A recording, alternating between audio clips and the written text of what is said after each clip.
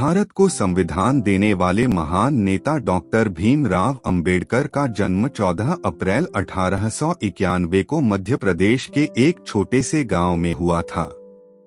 Doctor Bhimrao Ramji Ambedkar एक बहुजन राजनीतिक नेता और एक बौद्ध पुनरुत्थानवादी भी थे। उन्हें बाबा साहेब के नाम से भी जाना जाता है।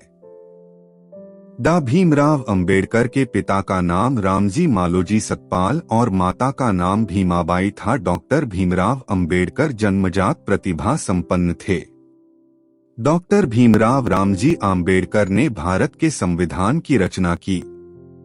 1990 में मरणोपरांत डॉ अंबेडकर को सम्मान देते हुए भारत रत्न से सम्मानित किया गया है, जो देश का सर्वोच्च नागरिक पुरस्कार है।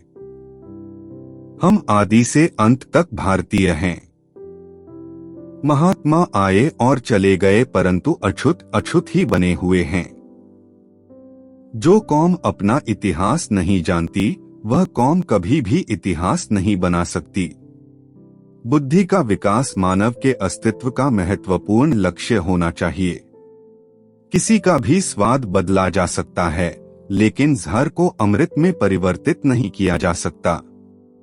भाग्य में नहीं, अपनी शक्ति में विश्वास रखो।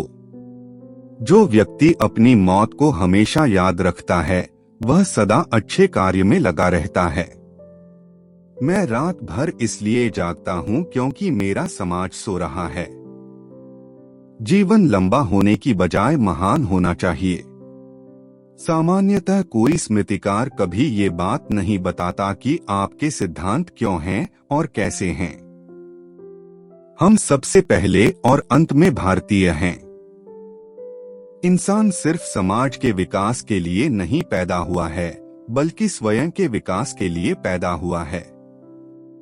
उदासीनता लोगों को प्रभावित करने वाली सबसे खराब किस्म की बीमारी है।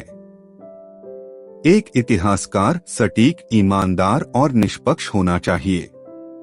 न्याय हमेशा समानता के विचार को पैदा करता है। मैं किसी समुदाय की प्रगति को महिलाओं ने जो प्रगति हासिल की है उससे मापता हूँ। पति पत्नी के बीच का संबंध किसी गहरे दोस्तों के संबंध के समान होने चाहिए। मैं किसी समुदाय की प्रगति महिलाओं ने जो प्रगति हासिल की है उससे मापता हूँ।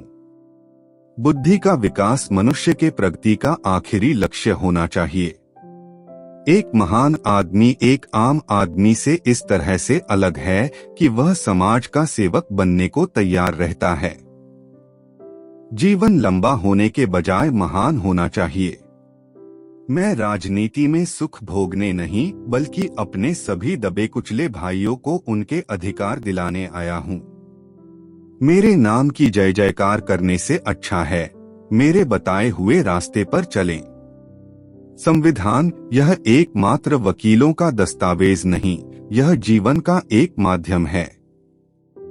यदि हम एक संयुक्त एकीकृत आधुनिक भारत चाहते हैं, तो सभी धर्मों के शास्त्रों की संप्रभुता का अंत होना चाहिए।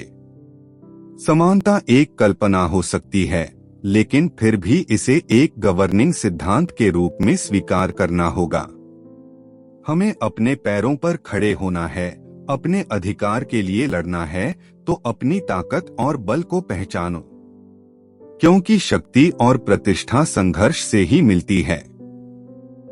यदि मुझे लगा कि संविधान का दुरुपयोग किया जा रहा है, तो मैं इसे सबसे पहले जलाऊंगा। यदि हम एक संयुक्त एकीकृत आधुनिक भारत चाहते हैं, तो सभी धर्मशास्त्रों की संप्रभुता का अंत होना चाहिए।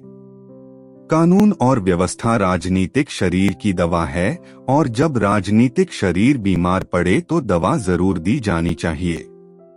जब तक आप सामाजिक स्वतंत्रता नहीं हासिल कर लेते, कानून आपको जो भी स्वतंत्रता देता है वो आपके लिए बेमानी है।